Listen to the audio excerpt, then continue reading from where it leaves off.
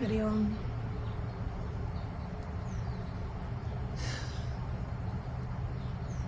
I've been working through practices of natural healing when it comes to mental health for more than 2 decades, and I've realized that it comes in waves like grief, and there are certain things that can totally activate us again and bring us back into the spiral of that dream world, the global dream world of this is what I identify with, right? Whatever is happening with this physical existence or this mental, emotional existence that's attached to memory. And I realized that no, I can change the narrative at any moment, because that's one of the number one things that one can do when struggling with depression, anxiety, angst, grief,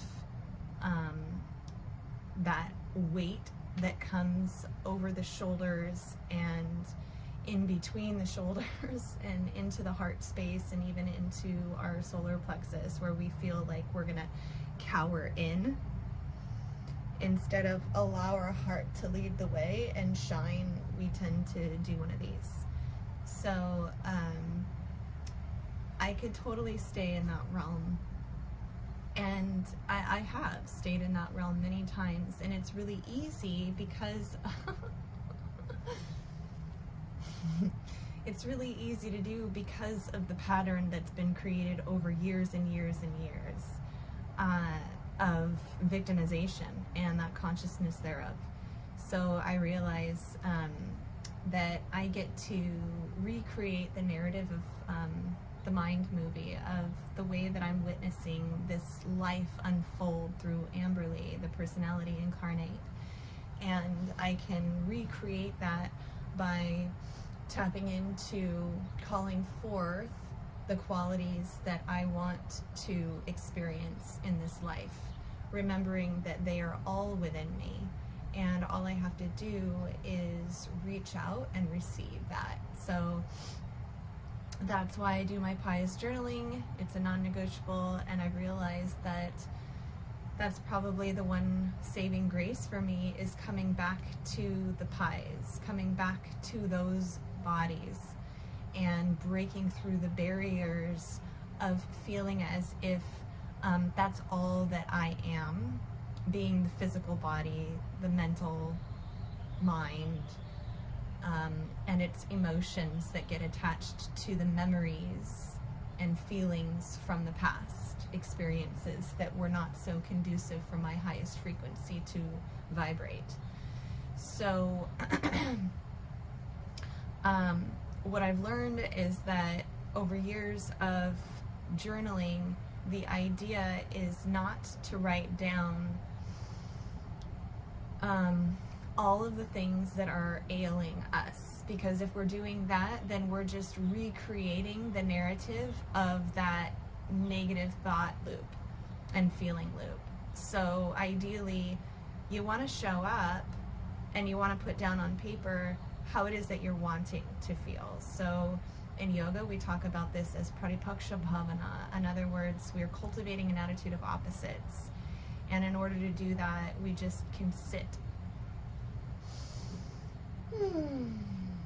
Write down on a piece of paper a line vertical and a line horizontal, creating 4 quadrants on your paper. In one quadrant, write physical. In the other quadrant, write mental or intellectual.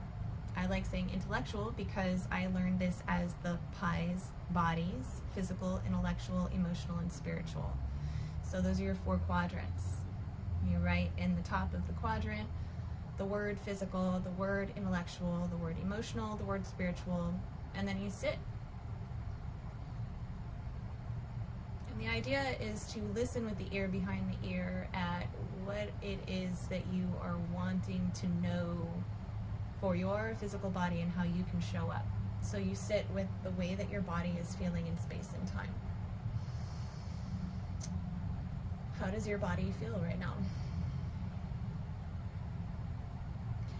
If you're noticing that your body feels absolutely amazing, it's glowing, it's radiant, it's vibrant, that's amazing.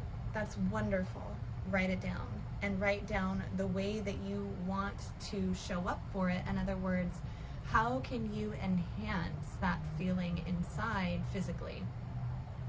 What is it in your day that you can do to continue feeling the way that you do? What type of a physical environment can you create for your body, your physical body, that is going to help you vibrate at your highest frequency? What foods, what beverages, what physical movements today, in this day, in this cycle of the day, how can you show up for your physical body? And then you write it down. And same with your intellectual body. How is it that you want your mental body to show up? What do you want to know today? What if you're thinking on one of those loops, the thoughts and feelings that are not so conducive for your highest frequency? It's very easy to write down the things that you are thinking and feeling that are negative. But I invite you to maybe just open up your chest a little bit. Allow your heart to lead you. Maybe just drop your shoulders away from your ears.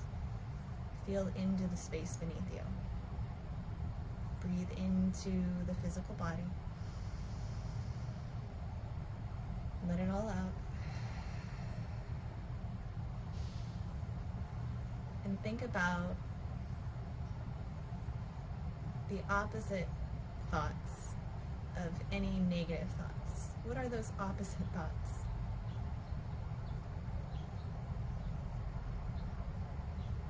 And what do you want to know for yourself today? Pratipaksha Bhavana. You can always change the narrative.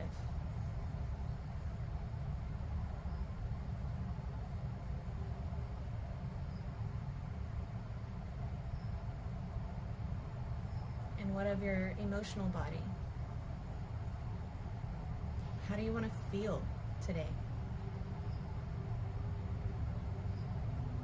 Maybe you place your hands on your heart. Just feel into your heart space. Sometimes that's a little uncomfortable.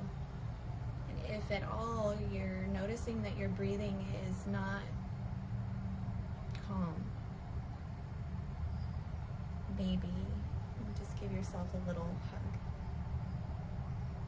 And just wrap your arms around yourself and tell yourself everything is okay. Maybe you push down on the tops of your shoulders. Just feel down into the space beneath you. Know that you're right here, right now, present in this moment, and everything is okay. How do I want to show up? How do I want to feel today?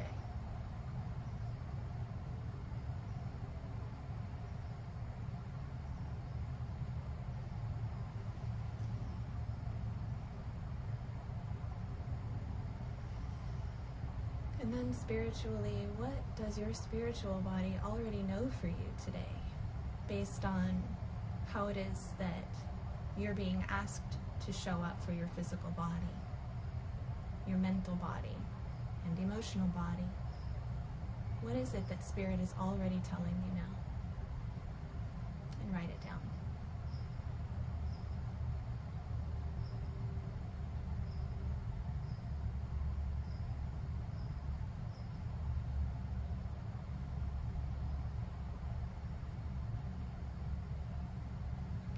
The law is good. The law is universal cause and effect. And it is working for you, through you, as you. So just remember that Your environments that you're creating right now through your physical, intellectual, emotional, and spiritual bodies are manifesting your reality. And so no matter what, you can always change that, regardless of anything that's happened before or right now. Because right now is all there is. So how are we going to show up right now? Namaste.